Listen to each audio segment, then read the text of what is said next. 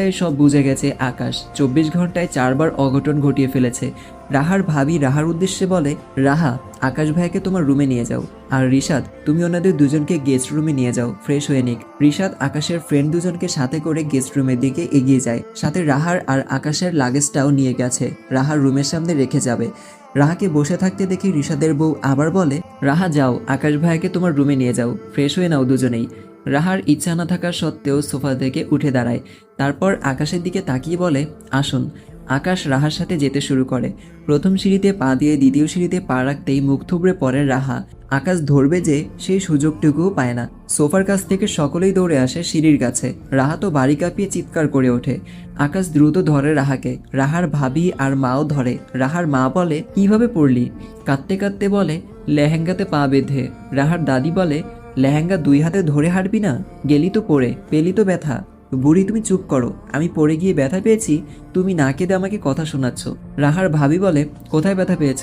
হাঁটুতে আর কনুইতে। রিশাদ দৌড়ে এসে বোনের চিৎকার শুনে উতলা হয়ে বলে, কি হয়েছে রাহার? লেহেঙ্গায় পা বেঁধে পড়ে গেছে। রিশাদ কপাল চাপড়ে বলে, 2 বার তো অন্যকে ফেললি, এবার নিজেও পড়লি? কোথায় কোথায় ব্যথা পেয়েছিস?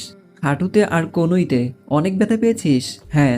রিশাদ ওর মায়ের দিকে তাকিয়ে বলে, আম্মু জানো তোমার এই গুণধর্মে কি করেছে শ্বশুরবাড়িতে? না বললে জানবো কিভাবে কি করেছে? স্টেজ থেকে নামার সময় পড়ে যেতে নিয়েছিল, তখন আকাশের বড় ভাই সমুদ্র ভাইয়ার পিঠ খামচে ধরে পড়ার হাত থেকে বাঁচার জন্য ও তো বেঁচে যায়, কিন্তু সমুদ্র ভাইয়াকে উপর করে ফেলে দেয়। ফেলে দিয়ে ক্ষান্ত হয়নি, ওনার পাঞ্জাবি ছিঁড়ে ঝুলিয়ে দিয়েছে শত শত মানুষের সামনে। রাহার দাদি রাহার দিকে তাকিয়ে বলে, কি করেছিস রে গাধি? শেষ পর্যন্ত ভাসুরের মান সম্মান নিয়ে টানাটানি। দাদির কথা শুনে উপস্থিত কয়েকজন ফিক করে হেসে ওঠে। মুহূর্তেই মুখে হাত চেপে হাসি দমন করে নেয়। দেখি কোথায় কোথায় ব্যথা পেয়েছ? বলেই রাহার লেহেঙ্গা উঁচু করতে নেয়। রাহা আটকে দিয়ে বলে, বেশি ব্যথা পাইনি, সেরে যাবে, আমি দেখব, তুমি হাত সরাও। রাহা হাত সরিয়ে সোজা হয়ে বসে। লেহেঙ্গা হাঁটু পর্যন্ত তুলে দেখে 2 হাঁটুতে ছিলে গেছে সিঁড়ির সাথে লেগে। ডান পায়ের গোড়ালির উপরে লাল হয়ে ফুলে উঠেছে। পায়ের দিকে দৃষ্টি রেখেই বলে, দেখে হাঁটবে না? এতটা বেখেয়ালি কেন তুমি? সাবধানে চলাফেরা করবে সব সময়। কতটা ব্যথা পেয়েছো দেখেছো? আমি এর আগে কখনো শাড়ি বা লেহেঙ্গা পরিনি, তাই বারবার পায়ের সাথে পেঁচিয়ে যায়। এইসব শাড়ি লেহেঙ্গার পরতে হবে না, কাল বাড়ি ফেরার পথে ড্রেস কিনে দেব। আজকের মতো তোমার আগের ড্রেস পরে নাও। আচ্ছা, একা চেঞ্জ করতে পারবে নাকি কাউকে আসতে বলবো? একাই পারবো, শুধু লেহেঙ্গার সেফটি পিন একটু খুলে দিন পেছনের গুলো। আকাশ বসা থেকে উঠে দাঁড়ায়। রাহার হাত ধরে কনুই দেখে, কনুইতেও ছিলে রক্ত জমাট বেঁধে গেছে।